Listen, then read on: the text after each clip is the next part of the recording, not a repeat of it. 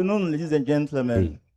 I would like to invite you to take a seat so that we can start this session about something that will change climate finance for good. I mean it.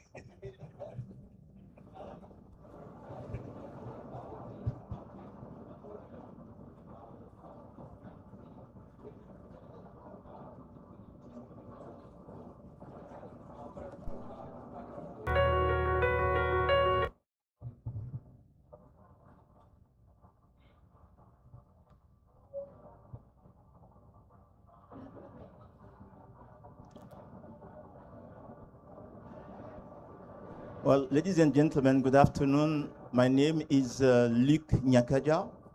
I'm the co-chair of the executive committee. I have been executive secretary in the past, but executive committee of the adaptation benefit mechanism. Yes, former executive secretary of the UNCCD, and another life former minister of environment. So, ladies and gentlemen, a warm welcome to you. It's an honor for me to moderate this session at a moment where the global conversation in climate finance is shifting in a way that matters profoundly for adaptation.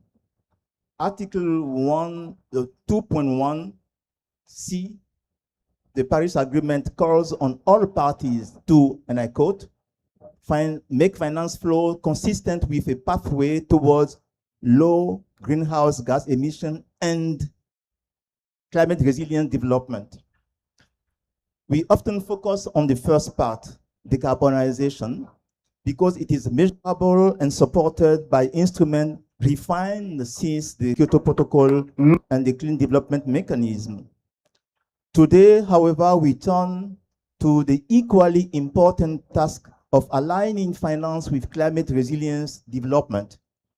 This requires tools that can recognize, measure, and reward adaptation outcomes. Article 6.8, which provides for non-market approaches, offers a unique opportunity, one that the adaptation benefit mechanism is now bringing to life. The ABM shows that adaptation results can be certified, valued, and financed without an offset market, and that resources can flow to the community, countries, private sector that need them most through result-based non-market finance aligned with the Paris Agreement.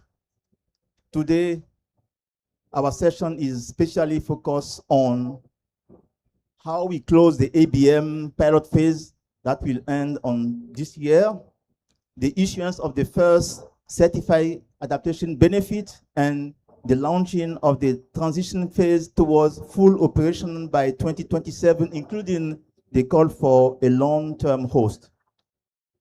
I would like to thank the African Development Bank and all partners for bringing this innovation to maturity. Now it's my pleasure to invite Dr. Kevin Kariuki. Kevin Kariuki is Vice President of Power, Energy, Climate Change, and Green Growth at the African Development Bank to deliver the opening remarks. Kevin, please.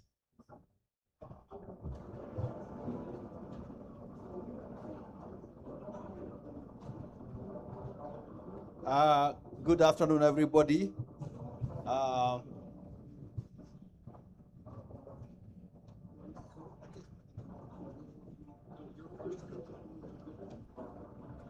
Okay, Taria, you are spot on time. Co-chair of ABM Executive Committee. I will not try and say your second name, I'll just look. CEO of Climate Investments Funds, Taria. I don't see other people. Director of Climate Department of Sahara and Sahel Observatory, Karua. Distinguished colleagues, guests, and friends. It is an absolute pleasure and distinguished pleasure to welcome you to this event that commemorates the coming of age of the Adaptations Benefits Mechanism, or ABM, as we fondly refer to it. ABM has been hosted, the bank has hosted ABM for the past 6 years, during which, and thanks to the tenacity, staying power, and commitment of the executive committee led by Luke, who's today's moderator, with the support of Gareth Phillips' team, ABM has evolved from being an abstract concept to the cusp of issuing the first certified adaptation benefits, meaning that we are imminently concluding the piloting phase. What an achievement. And with your permission, please, Luke, please stand up so that people can see you. Gareth, what you've achieved is just phenomenal. Congratulations.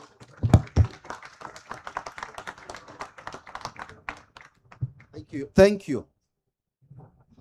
The ABM has been a great learning exercise and has contributed substantially to understanding the potential of non-market approaches.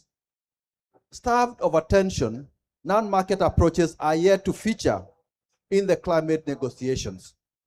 However, the lessons learned during the development of the adaptation benefits mechanism and the proposed applications of ABM, which will be presented here today, demonstrate the potential that ABM holds in transforming the climate adaptation finance space. Specifically, the ABM team will explain how non-market approaches present a highly efficient and transparent means of financing adaptation projects. Accordingly, I personally look forward to hearing more about these financing modalities and the distinction between market and non-market approaches. The way I understand it is that the thrust of ABM's potential lies in shifting the burden of financing adaptation from governments to emitters, and borrows from the market-based approach under Article 6.2 and 6.4, in which emitters of greenhouse gases purchase mitigation outcomes to achieve emission reduction targets. Therefore, on the same vein, under ABM, governments can ask or even demand emitters to contribute towards the cost of adaptation. But being non-market based means that ABM lacks the elements of market-driven approach, that is speculation and profit maximizing behavior. It therefore comes without the significant risks and potential fluctuation of returns that is associated with carbon markets.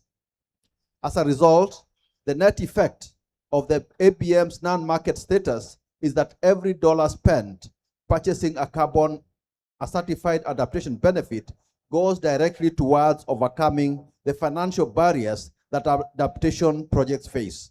In other words, every dollar contributes to additionality, which is a significant benefit from the use of the scarce climate finance. Gareth promises to share additional features that make ABM so transformational. So stay tuned. Meanwhile, as I indicated earlier, the bank has hosted the adaptation benefits mechanism, including the secretariat, the executive committee, panel, and roster of experts for 6 years. However, upon its full operationalization, ABM will of necessity need to find a new home that can enable it to grow at a global scale, while the bank can lend to African adaptation project developers. I am very proud that the Africa Development Bank birthed and has given wings to fly to this potentially transformative mechanism. ABM has ADB's full blessings. I'm therefore pleased to announce that the request for expressions of interest to host the adaptation benefits mechanism will be launched during this COP30. We call upon governments and international organizations to express their interest to host a fully operational ABM by 2027. But for full transparency, while some financial support will be required during the transition phase, ABM should be self-funding through the collection of registration and issuance fees in due course. In conclusion, once again, let me congratulate wholeheartedly, thank the ABM Executive Committee and members of the Secretariat, the methodology panel, as well as the roster of experts for their diligence in developing ABM. And I don't want us to be modest, but this is the only UNFCCC recognized non-market approach specifically for adaptation under Article 6.8 of the Paris Agreement to date. That's a huge achievement. I would also be remiss if I fail to recognize our pilot project developers, without whom we could not have been able to prove the concept and generate the certified adaptation benefits that we are about to issue. Finally, I thank everyone involved, some of whom are here today, having stuck with the process for significantly much longer than they probably anticipated at the outset. Obrigado. Thank you very much. Thank you. Thank you, Kevin. Thank you very much. I can see Rachel. A seat is for you here. Please come. Well, thank you, Kevin. Now it's my pleasure to welcome you, Thierry, for delivering your keynote speech. On last Monday, I have heard, sorry. Rachel, I wanted to welcome you and just for full disclosure, say that Rachel is a sister from another mother with whom I was in the trenches of project development many years ago. Welcome, Rachel. Thank you, Kevin. And last Monday, at the meeting of the MDBs, one of your colleagues made a statement. He said that resilience building is not for the future, it's now, because it secures, it shields fiscal space, which is an understanding that we need to drive home when speaking about adaptation and resilience building. Well, without any further introduction remark, I would like to invite you to deliver your keynote speech. Thank you.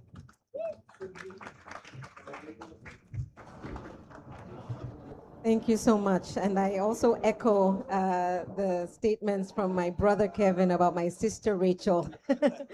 I guess we all share the same mother.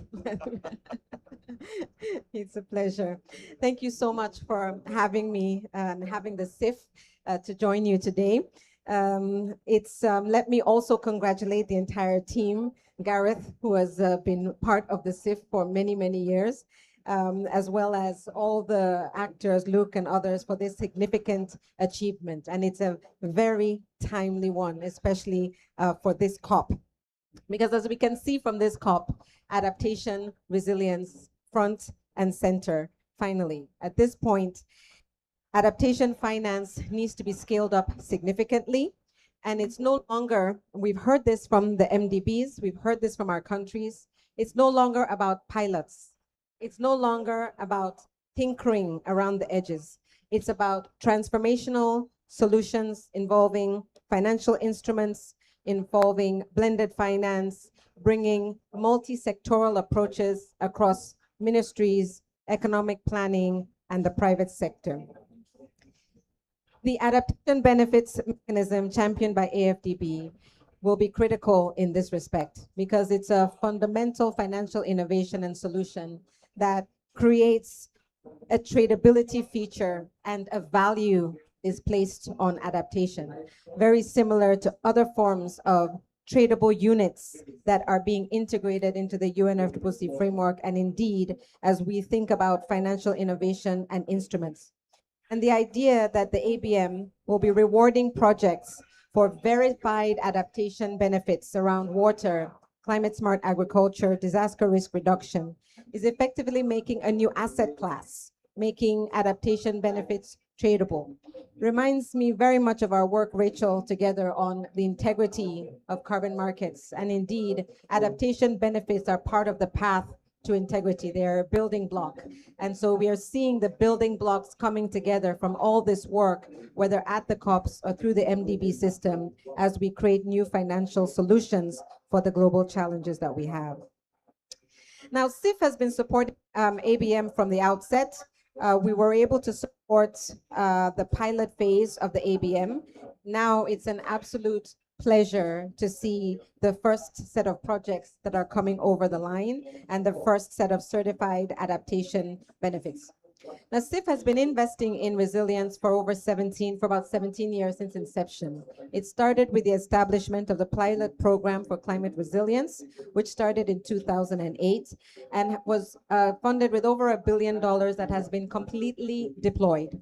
We're proud to show a 98% disbursement of this program. Many of our MDBs were instrumental in not only dispersing, but delivering on the results. We have published the results of this program, and the CIF, along with the MDBs, surpassed 100% of the targets that were set out for the program. And we congratulate the MDBs for being on the front lines of delivering a target-surpassing program that is leading us to provide our second generation resilience program.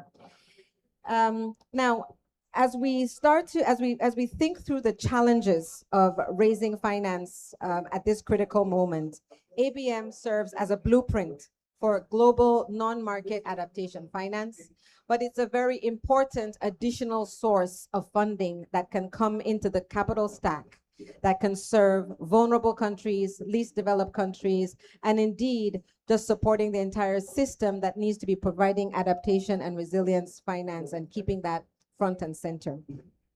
We at the CIF believe very much in a programmatic approach to investing, supporting countries as they build their own solutions for resilience, and putting together a toolkit across multiple instruments. And we are thrilled that ABM can become part of that solution space as we bring multiple financial actors around the table with country leadership, working with the other multilateral climate funds, and effectively transforming catalytic finance for resilient bankability. So resilience and bankability is going to be key as we look to new solutions to finance resilience. So thank you to all the experts, professionals that put their mind share into this. Creating a mechanism, creating standards, from my experience, is a very tall order, and to be able to feed that through into the architecture is truly transformational. And this is going to make a big difference as we look at transforming adaptation finance, making adaptation finance more bankable, trying to establish where value is creating, so creating the value-based units, and really using ABM to be part of the solution to mobilizing the billions that we are going to need for adaptation, delivering real impact where it matters most. I thank you. Wow, thank you. Please join me to congratulate Terry for her keynote speech. Now, let me give you a glance of what comes next. We will have Gareth, who is the mind behind ABM, to present ABM briefly, and then we have a terrific panel. Gareth, the floor is yours. Thank you very much indeed. Now, inevitably, this is the technical section of the presentation, but I'm going to go quite quickly because we have a little flyer, a little brochure here that contains all the technical detail that you need to know about the ABM, nicely summarized. And if you stay to the end and get one of these, you also get one of these, which is a very unique pin to go on your shirt. So make sure you collect your badge at the end. And Tari, I'll keep one for you if you have. Yes, okay. So thank you very much. I have optimistically named my presentation ABM and non-market approaches, the future of climate finance. And actually, I think, as we face a challenge from the ODA model, we have to find new ways of mobilizing money. And I hope in the next 10 minutes, I'm going to convince you that non-market approaches are one of those solutions. Now, it's most unfortunate that it's called non-market approaches. It is the least sexy name that we could have. Who would want to work on non-market approaches when you could work on market approaches? But actually, what we see that really the fundamental difference is the market approach. We use supply and demand to set a price with a homogeneous commodity. And that means that the private sector, who are very clever, come in and they find the cheapest source of generating those to sell them at a benchmark price in order to maximize profit. So we see a profit-making mechanism, and I'm not against making a profit. It's just I feel it's not a good thing to be doing with scarce climate finance. In a non-market approach, as in adaptation, we generate different kinds of assets. The adaptation benefits from one project are not the same as those from another. So we don't have a homogeneous commodity, and we price this in a different way. We look at the capital cost for the project, plus the financing cost, the interest we have to pay on borrowing the money, plus the transaction costs, minus any revenues discounted, which in adaptation projects are usually non-existent or so far in the distance that they're irrelevant. And that leaves you with a financial barrier. And we divide the financial barrier by the number of adaptation benefits that we want to produce. That's dependent on the particular definition that we've chosen. And that gives you the price per adaptation benefit. And then we sell that number of adaptation benefits for that price in order to get just enough money to make the project viable. You don't make a killing from it, you make a living from it. You can get a job from the capital cost. You can employ yourself for your project, you can get a return on your equity, but you don't make an alpha return by generating these credits into the future after you've paid off the investment. And that means that, as the VP said, 100% of the money that you spend buying adaptation benefits goes to offsetting or overcoming the financial barriers. We have two financing modalities. They're a little bit detailed. There's nice flow diagrams in our brochure.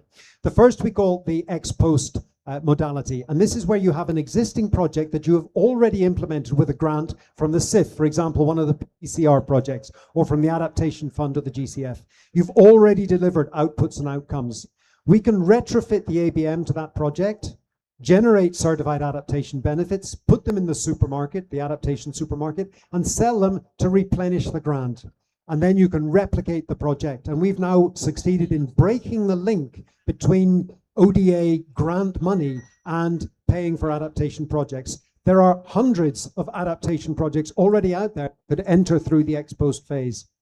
Then we have the ex ante, which is the traditional model. You see it in the carbon markets, in infrastructure projects, where you get the project registered, you find a buyer for your adaptation benefits and sign a contract, and you take those documents to the capital markets to borrow the money that you need to implement the project. That is also innovative and transformative because we've now made adaptation projects capable of borrowing money from the capital markets. So now all that institutional investment can become available, can be lent into these projects, and then you pay it back when you deliver the adaptation benefits and sell them. This is a quick snapshot of our supermarket. It's being populated as we speak. You have ex ante, ex post CABs, you have some metrics, you have the SDGs. When the global goals on adaptation are agreed, we will list those instead or as well, and you'll be able to choose projects that deliver on the global goals in the countries. And then you click on the projects and you get it details, you get some nice pictures and so on. And that helps you choose which ones you want to buy. And then we'll have a process where you go effectively to the checkout and say, okay, I want to spend $1 million on buying 1,000 adaptation benefits from this project, and you'll get a receipt to show that you've done it, and you'll enter into a contracting phase. And there's a registry behind this which backs all of this up. This is a mock-up of our first certified adaptation benefit. As I say, we haven't issued one yet. There's a number of reasons. We didn't get the host country letters of approval yet. And actually, this is only issued when the buyer has redeemed the adaptation benefit. So this will only be issued at the very end of the process. But very briefly, it certifies a voluntary contribution towards a genuine adaptation project. Genuine means the host country has issued a letter of approval saying this project contributes to our adaptation needs. It certifies the delivery of outputs and outcomes that are expected to yield long-term adaptation impacts. Expected to yield. We're not guaranteeing they're going to yield. Part of the project might fail. Maybe only 90% of the benefits will result from what you've paid for. But look, that's not the end of the world. This is not the carbon market. You're not using this for compliance against an international standard. Okay, it's not quite as good value for money, but that's just life. The host country approval means that the contribution can be reported in the enhanced transparency framework. So let's just say that in the UK government calls on UK emitters to start contributing. They can collect all that information and then report through the enhanced transparency, say that our economy has contributed this much money towards adaptation needs. And it contains a variety of information. We've got a little value for money index down at the bottom here and a disclaimer, which you can look at in the brochure.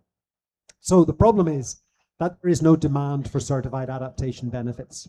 And this is something that puzzles me hugely, because the Kyoto Protocol, the Framework Convention, the Paris Agreement, they are all effectively around a polluter pays principle. And governments have been very good at asking emitters to pay for mitigation, but they've completely ignored the need to ask, or the opportunity to ask, emitters to contribute towards the cost of adaptation. And they've taken that all onto their ODA budgets, and we know that that's becoming stressed. So we think the time is right now for governments to think about, first of all, inviting and later requiring emitters to contribute towards the cost of adaptation.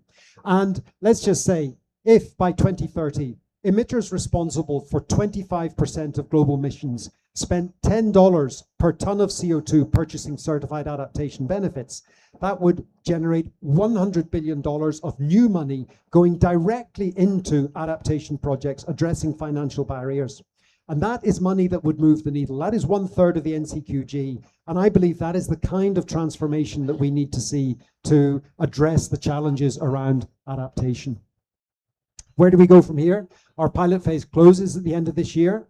So as the VP announced, we are issuing or launching a call for expressions of interest to host the ABM. We're looking for governments or international organizations. We need a little bit of money to get started, and then it will be self-financing. Our modalities and procedures are operational, but we need to revise them for the lessons that we've learned during the pilot phase. We have an existing pipeline, and I'm going to, in just a minute, I'll ask a couple of our pilot project developers to say a couple of words, and we have a couple of videos, one showing an ex post and one showing an ex ante project, the sorts of things that we could bring into the equation. The demand for CABs needs to be secured, so we're calling on governments. We're looking at ESG and CSR actors who are already spending money on these kinds of things, but not in a formal way, not in a way that can be reported. And there's the issue of solidarity levies we feel could be a very interesting area to explore. And then there's a big need for capacity building, training, Article 6 focal points and so on. So with that, I'm going to call on Amani, first of all, to give us 2 minutes on the Climate Resilient Cocoa project in Ivory Coast. It's one of our pilot projects. Amani, over to you. Thank you so much. So as Gareth said, in Ivory Coast, we have one of the specific certified adaptation benefit that will be soon issued and sold, because we have already the regulatory body of cocoa system with us. I just come from there, they are keen. And this certified adaptation benefit is equal to 1 hectare of cocoa under selected climate resilient practices that delivers at least 60% of cocoa mortality reduction, because the context there, the producers are facing the harsh condition of drought on heat waves. Cocoa trees are very sensitive to those climate conditions. So in details, this certified adaptation benefit, it goes with no deforestation, because the methodology used for that promotes zero deforestation. The provision is made into the methodology. And as I said, the cocoa are protected. It's with shade trees, because it's agroforestry, actually the adaptation measure. And it also provides productive farm for at least 60 years, comparatively to the one which the business as usual, that cocoa farmer already spent at least 19 or 25 years. Our cap, when it's sold, and but it allows farmers to stay on the same farm for at least 60 years and having with the farm very productive. So this is it, yes, with the cap. Thank you. Thank you, Imani. Thank you very much, Amani. So and the money from the CAB will pay for the cost of helping the farmers transition. Let's hear now from Omar, who's going to tell us about his award-winning technology, Slam Dam. Thank you very much. Slam Dam is a mobile flood barrier from the Netherlands, as you can see over there. I'm going to tell you how we applied ABM in our project, which took place in Kenya, Laikipia. As you can see in the visualizations, the flood maps, you have two situations. One is the baseline situation, where there's no mobile flood barrier. The other situation might be difficult to see, but you see a red line over there. That is the adaptation scenario with the mobile flood barrier. And behind it, you have a comprehensive methodology that allows us to calculate the flood losses, which are, we identify adaptation benefit as one avoided flood losses. In our case, $1,000 avoided flood loss. That's something we did in Kenya. We manufactured the barrier, sent them to the location, trained the people. They deployed the barrier, I think 6 months after we implemented the project, and they were able to prevent losses, i.e. Realizing adaptation benefits, equaling, I think 32 CABs. We also had some co-benefits because they used the water for also repurposing for tree planting or irrigation purposes. Now there's some stats on the right-hand side, but you can see then how we applied ABM during our project, and that makes it highly scalable, I think, across Kenya, all over Africa. Great, thank you very much indeed. Thank you. So those two examples of our pilot projects, we're going out to two videos, which first of all demonstrates, I don't know which one's coming first. If it's in Sanitap in Madagascar, then it is one of the ex-ante models. So this is one where we're looking for a buyer who will enable the project developer to mobilize the money. Madagascar, one of the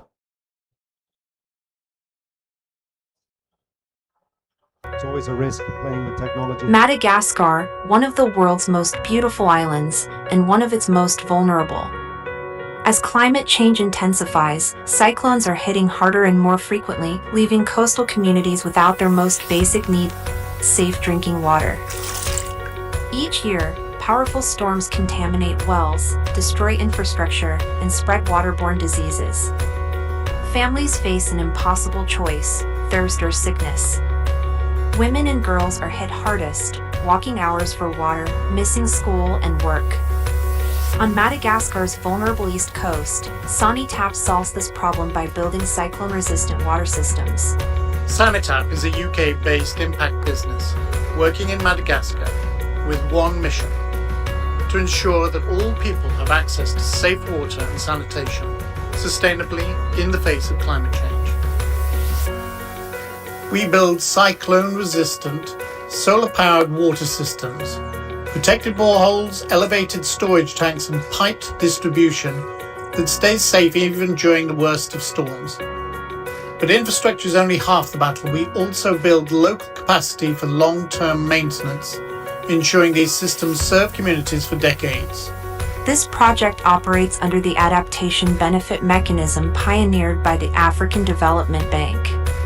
A demonstration project costing approximately €1.7 million will provide safe drinking water to over 50,000 people across 10 vulnerable villages, helping them adapt to the impacts of climate change.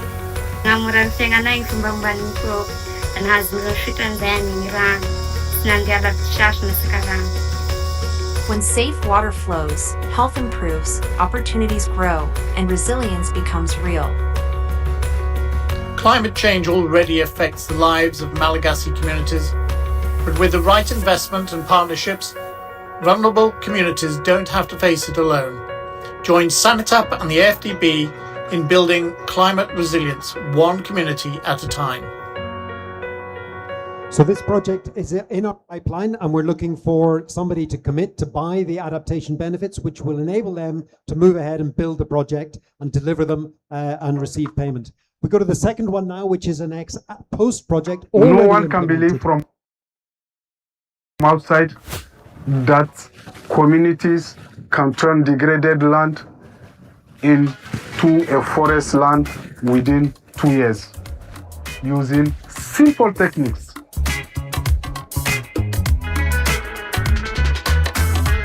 So here we have a very degraded land where no trees, no crops can grow on, and it has been restored into a more fertile land for agriculture and forest production within 2 years.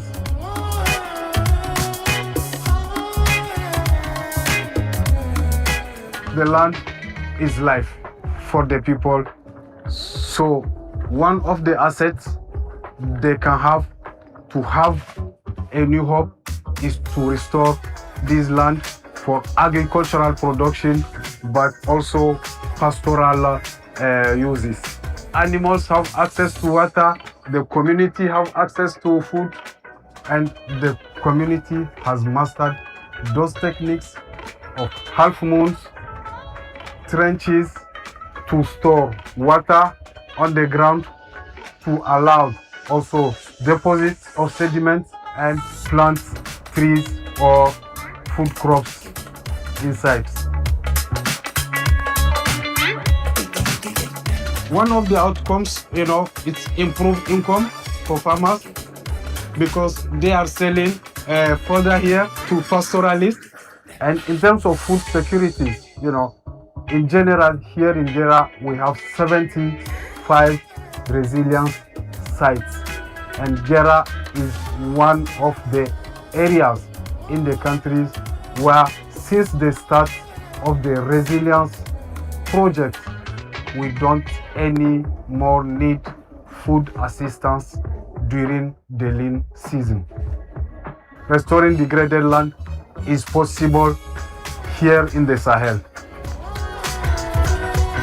So that's an example of one of our ex-post projects already implemented. We can retrofit the ABM to that, generate certified adaptation minutes, make them available for sale, which will enable WFP to replicate that project in another area without having to go back to donors for more grant money.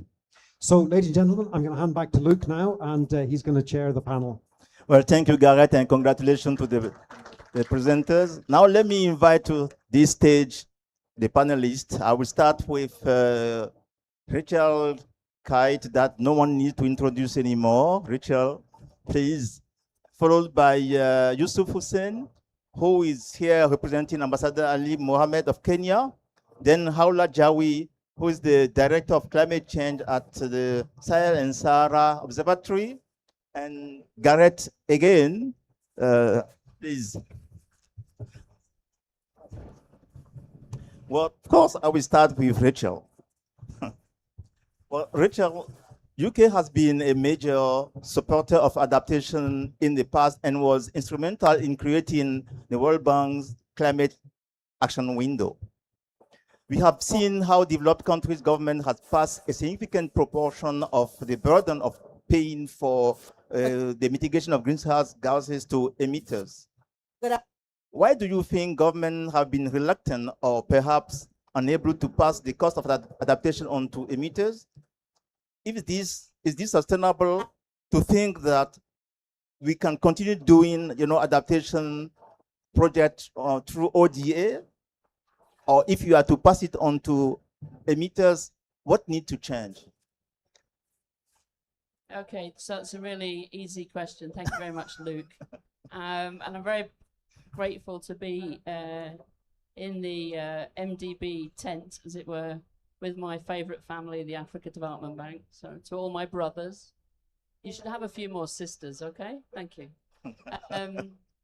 So I want you to hold two things in your minds at the same time.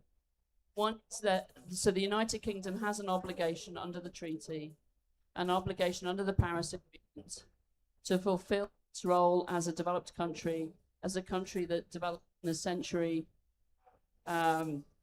when emissions were not seen as the problem that they are. So we will continue to fulfill our obligations. We are on track to disperse the 11.6 billion of climate finance that we committed to previously. That will expire, and then we will announce next year our next tranche of climate finance. In that context, I think we've all been on a journey of what does, how do you use your public money to combat climate change? So obviously on the mitigation agenda, it's increasingly about leverage, increasingly about how to crowd in the private sector, both international private sector, but the most exciting thing at the moment has been, using credit enhancement and other mechanisms for the large pools of African capital to invest in Africa's future in a very profitable way. And of course, that's where the jobs are, right? But then when we come to adaptation, I think this journey that we've been on is that adaptation has been the sort of stepsister of mitigation when it comes to climate finance. And so this is where I want you to just hold that thought, and then let's go into a second thought.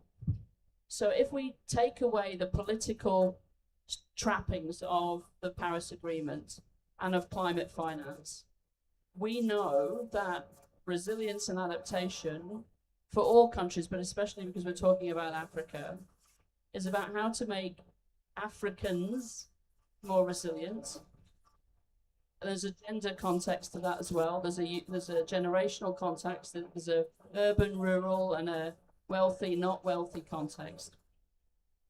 How do we help nature help us be resilient?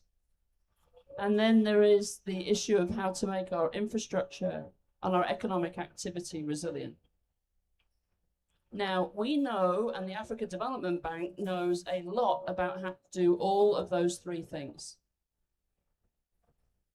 And if we didn't segment financial markets and finance into negotiated streams of 40 billion or 80 billion or 120 billion of adaptation finance and 300 billion of climate finance and we know that in order to make Africans resilient, this is about how to support the balance sheets of African countries so that the social safety net and the expenditures on health and education and sanitation, etc., are at a level which allows them to be resilient in a world where they're being impacted by climate already, right? So that goes to the agenda around debt, around debt sustainability. It goes to the question of the fragility and the need to build headroom in the economy to be able to invest in these things, right? It also goes to everything that we know about what you bundle into a safety net. So bundling in clean cooking, bundling in access to off-grid renewable energy for rural populations, etc. So the question then would become, how do we help the Africa Development Bank and others help African countries be able to do that well, right? So that so notwithstanding our historic obligations, the trick of this is going to be not projectizing adaptation and resilience, because it's a whole of an economy challenge. I'm not going to dwell on nature because 6,000 other events on nature, but investing in nature in the Congo Basin, etc., really important. And then on infrastructure, you and I know that there's more than an incremental cost to an individual infrastructure project to make it resilient. It's really a question of what infrastructure, for what purpose, where, and of course it comes to the whole urban environment. So what I'm here to say is we will retain our adaptation finance. We will increase our adaptation finance. We are increasing it now. We will increase the amount of private sector leverage into adaptation, because this is actually the future of agriculture, the future of cities, the future of urban life in Africa, right? So it isn't, again, a development project. It's about investing in jobs and young people. But at some point, coming out of this COP, we need to have a conversation about to fund adaptation and resilience in the real economy, not in the sort of constructs of a COP. Thank you, Rachel. One more question, but a very straightforward one. Then need to change for us to ensure that the whole mechanism to drive in the private sector in understanding that climate risk is also about adaptation is good for them to foresee and invest in a way that will also bring benefit to their communities. So so one of the most exciting parts of the last 4 days for me has been examples of adaptation finance in the private sector. It's everywhere here. But the trick of this is that the private sector is already paying the cost of adaptation, because they're already having to, spend more money to shore up a tailings dam or to change the way that the road is built so that it can withstand the floods, etc. At the moment, that appears on the balance sheet of the private company as a cost. We have to find a way to see that as an investment in adaptation and resilience. And that's a global thing, but maybe this is something where Africa could take the lead and where the African Development Bank can help the private sector in Africa. Excellent, thank you. From seeing investment in adaptation for resilience as a cost to as an investment, let me now turn to Mr. Yusuf Hussein. How do you see the ABM if it were to achieve scale and secure demand for certified adaptation benefit assisting in of Kenyan adaptation priorities? How do you see this? Thank you, Luke. And first, maybe one more question. Kenya is a member of the Global Solidarity Levies Task Force. How can we then bring that Global Solidarity Levies to consider, investing in ABM or in CAPS, in certified adaptation benefit? Thank you, Luke. I want to start by congratulating the bank for this milestone, and to my good brother Gareth, who we've been in touch throughout the incubation period of the whole system mechanism. Sorry. So first, in our latest NDC, Kenya had put adaptation at the heart of because adaptation is a livelihood for us in Kenya and in Africa in general. So we put adaptation at the heart of our NDC, but it's also a very difficult topic to finance because it's mostly a public good that is not easy to finance. The ODA and all those things will not finance, and the public money is not sufficient.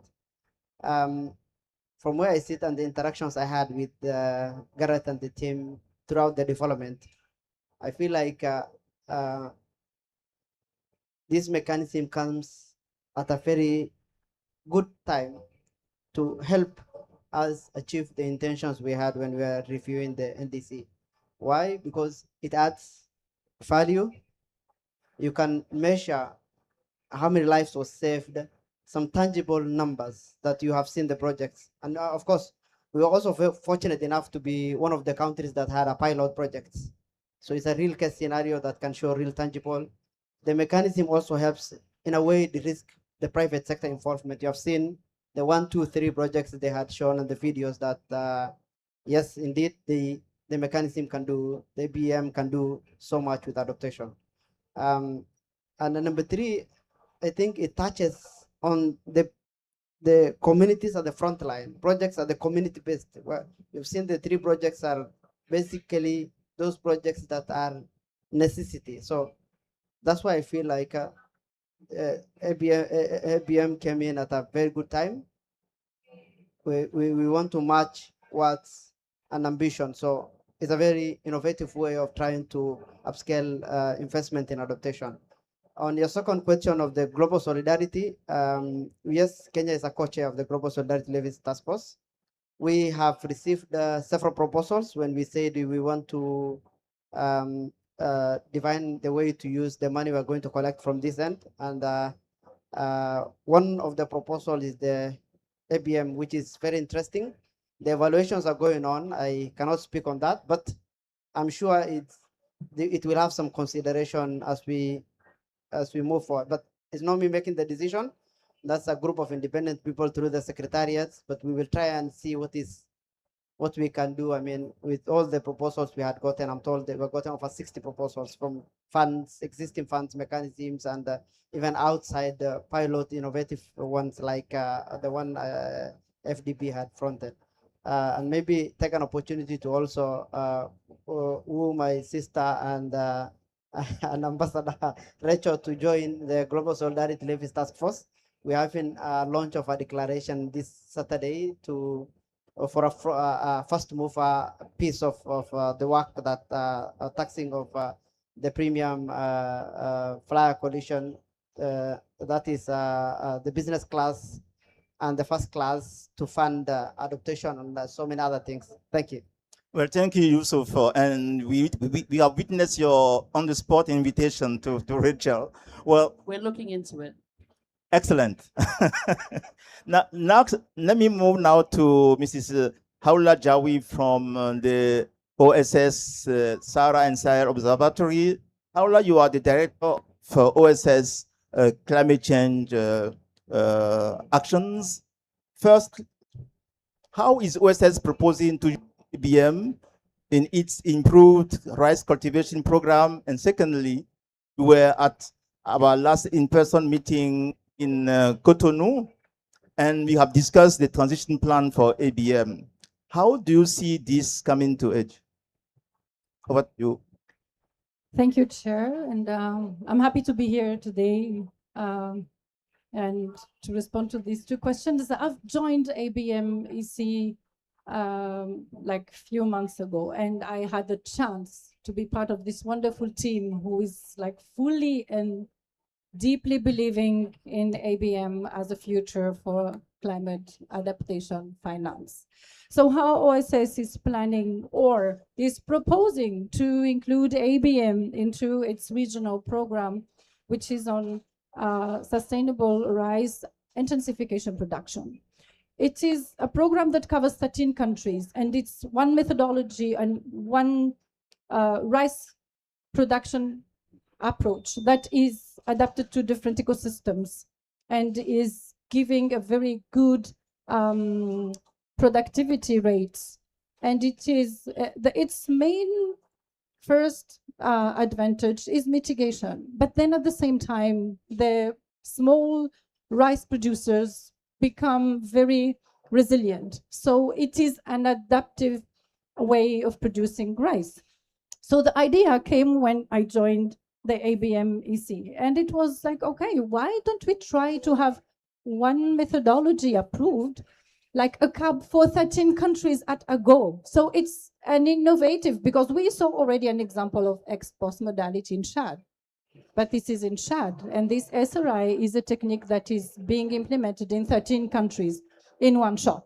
And there is a room for broader markets at regional level, so the CAPs can be exchanged at that regional level. So this is why the idea of this ex-post modality in SRI, the ECOWAS project, which is funded by the Adaptation Fund, it is coming at the right time. It's at its midterm review, so there's a room to include the ABM approach, and this will ensure that we will have sustainability and then upscaling for the communities, for the rice producers, and then for the country itself. This is the first response. The second question, yeah, unfortunately, or maybe fortunately, we are reaching the end of the pilot phase. Then after pilot comes concrete. So I'm still very confident of the future of ABM. And what we need now is, there are a list of certain criteria that we have to meet to make the ABM a strong approach. I don't want to call it approach. It should be something that is very well embedded in all the adaptation projects. So we need an institutional anchorage. We need clear statutes. We need harmonized procedures. We need a strong team and then we already have the secretariat. They did a great job, but we need to strengthen them again. And then we need to trust ABM, mobilize stakeholders, so everyone trusts ABM. And there's one last point. I was wondering how the carbon market was created. And the question was that a weird and crazy idea to sell carbon? Well, how is this? And then no one trusted that in 1997, I think. And now ABM is coming. Why are we giving all the trust for mitigation carbon market and we can't give the same chance to the adaptation? It might be looked at as a crazy idea, but let's be crazy and try to give it a chance. Maybe it's the funding for tomorrow. Thank you very much. Thank you, Haula. Oh yes, you can clap if you wish so. Now, Garrett, in a nutshell, what kind of host agreement is ABM seeking? nutshell. Very briefly, so we are looking for either a government or an international organization that can host us. I don't know any details, but for example, I know that the government of Singapore hosts the V20 Secretariat. So we're looking for an organization that will give us a legal personality so that we can transact and receive funds and so on. And well, obviously, we need to have a physical presence. We need to raise some money, not necessarily from the host. We might be able to get some money from a foundation or something to help us strengthen the secretariat, put some staff in place. We need some legal work and so on to structure things. We probably need to have some mutual reliance frameworks, because if you take the ex-post projects, let's say it was already funded by the Adaptation Fund, when we sell the adaptation benefits, we can't give the money directly to the project developer. We will need to channel it back through the adaptation fund to the implementing agency, to the accredited entity, through to the agency, like that. So we'll need some legal work around those kinds of things, and mutual reliance frameworks maybe can solve those challenges. And then we need demand. So we need a government that will champion and help us get this either a higher profile in the negotiations, or get it more into the voluntary sector, the CSR sector and so on, to help create demand. Because once we start getting some demand coming through, then we will collect some modest revenues to cover the costs of the Secretariat and recover those technical assistance resources so that we can feed those on to other developers. So this is not rocket science. We've done it before, I think, and we can find people to help us. Thank you. Well, thank you, Gareth. Now it's your turn. I will take 2 questions and maybe one. Okay, excellent. I have 3 candidates. So I will take 3 candidates, but please be straightforward. Let me start with Margaret Kim of Gold Standard. Well, I have a question for you, by the way. We know that under Paris Agreement, mitigation that does not deliver on adaptation is malmitigation. And adaptation that does not deliver on mitigation is maladaptation. What will you do with the tons of carbon you have already, certified, and to bring, the business world to understand that it is feasible? Maybe they have been all doing it already. Over to you. I'm not sure if I should be asked a question, but congratulations. I've been a big fan of ABM. I've been following the development. Great work, Gareth. It's really interesting because Gold Standard has about 4,000 projects. 55% of them are in Africa, and more than 65% of that portfolio is working on community service projects and agriculture projects. So actually, we flipped the adaptation versus mitigation.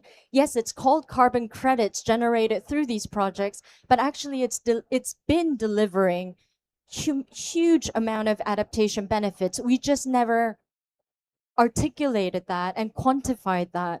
So one of the compelling story is there's no good mitigation without adaptation. There's no good adaptation without mitigation, and it has to be holistic in order to reinforce its longevity and permanence and sustainability. So I really wonder, while ABM finds a beautiful new home, what can standards like Gold Standard do to support and demonstrate that? Because we do know that under carbon markets, there is demand. So private sector is willing to pay per ton. That's linked to greater sustainable development, so including adaptation. How can we support as independent crediting programs in driving that ambition? So maybe a food for thought. More than a food for thought, I will give that question to Richard. I know you have to leave now, so let me give that question to you before you leave, please. No, just that I think, I think you answered the question in the question in some respects. So I do think that the carbon markets become a substantial vehicle for the financing of adaptation, both the voluntary markets, the markets that develop under Article 6, and I think increasing numbers of African countries looking at developing their own compliance markets. So whichever way an African country wants to go, and different countries will in different ways, the revenue, first of all, the voluntary revenues can be directed to adaptation exclusively or predominantly. But then as countries start to manage sophisticated carbon markets for themselves, perhaps with a compliance market and voluntary activity, etc., countries will be able to do that. And I do think this is one of the streams that will grow. Now, we've talked about carbon markets growing for a number of years, and we have internationally hypothecated so that finance will go to the adaptation fund, etc. And we can continue to hypothecate, but countries' treasuries can hypothecate as well. As these revenues come in, they can direct those revenues to loss and damage activities or to adaptation activities. So I do think the carbon markets, and that's why we're working very closely with the African Carbon Markets Initiative and others. So this is, I think, hopefully at the point of takeoff. Thank you, Richard, and thank you for sorry, I joining. have to go. Yes, Sorry, you understand that. Thank you very much. Garrett, maybe one thought about that. Just very briefly, I think I'm very interested to compare doing the same project as a mitigation project with adaptation co-benefits and doing it as an adaptation project with mitigation co-benefits. And my suspicion is that you will get more results. You'll work with more farmers and deliver more for the same amount of money if you take the non-market approach, because we don't have that sort of speculative element and the finance. But that's only an expectation, and it would be great to work to explore that further. Thank you. I will take two more questions. Other candidates. Hi, I'm Nicole from Namibia. I'm Nicole from Namibia. I'm working on blended finance for the government to pursue green industrialization. Some of these sort of new finance techniques are a bit new to me. So I think I'd like to please understand, and sorry if this is a basic question, why would a company want to buy these benefits rather than the voluntary carbon credit market benefits? To me, this sounds very similar to that. And again, sorry if it's ignorant or not a very smart question. Thank you. No, it's a smart question. Okay. Well, thank you. Over to you. Who want to take that question? Okay. Let me respond briefly to that. So, I mean, first of all, it's a voluntary initiative that you're making. So if you're buying voluntary carbon credits, and you have the choice to buy voluntary certified adaptation benefits, then it's, I think, well, one response is that it's back to that same question about value for money. The market-based approach has this intrinsic element of profit making for the project developer. Now, it's not always the case, and not all projects are seeking to maximize profit. But when you have a crediting period that goes on past the payback period of the loan, you end up paying somebody who's just sitting, turning the handle. It's a cash cow, and they're just continuing to make money, even though they've already paid off the investment. The ABM, because it's a non-market approach, says that once you've paid off the investment, that's it. No more money goes to that. So you get more results for your money, basically. And that is one reason why you might choose to pay for adaptation benefits as opposed to carbon credits. Thank you. And your closing remarks, Garrett? Well, I don't know. Does anybody agree that non-market approaches could be the future of climate finance? Any hands up? All hands up. Yes, so I've convinced some people. Thank you very much. Thank you, Garrett. Yusuf? What I can say is this is a very innovative way of thinking, and congratulations to the bank and the team that had developed this. We can only move forward with it. Thank you. Thank you. And Haula? I just want to add something. Do I have few seconds? Few seconds, yeah. I just want to complete on what Gareth was saying. The question, which is what makes ABM different from the carbon credit? So carbon credit used to offset emission, tradable in markets, is price driven by market demand. We were talking about the benchmark previously in the presentation, and then the benefits are global. But then when you look at the adaptation benefit, it is used to support communities adapting. So there's a kind of community support that is needed. And then it's not tradable, no speculation and profit trading. And then the price is based on project financing gaps, and the benefits are local and community specific. That's what I wanted to add. Thank you very much. And your closing remarks? My closing remarks. Yeah, we have to all trust and believe in the future of our financing, which is ABM. Thank you very much. Well, thank you, ladies and gentlemen. Let me share with you my own takeaways. Before we leave, let me say this plainly. Adaptation is not failing because communities are passive. It's failing because finance is failing. We cannot keep asking vulnerable countries to be resilient while giving them only 5% of the global finances in climate action. ABM shows a different pathway, result-based, non-market, integrity-driven finance that rewards real adaptation outcomes, not paperwork, not promises. It is direct resources to the people, and we are already adapt every day. So we need to ensure that we channel resources to what people are doing. But now comes the real question. Do we have the courage to scale this? Not in 2030, not whatever, paperwork or working groups, but now. That's the question, and I think every one of us can be a change maker. Thank you very much for joining, and congratulations to you all. Thank you, and please come and get a pin to show your support for ABM.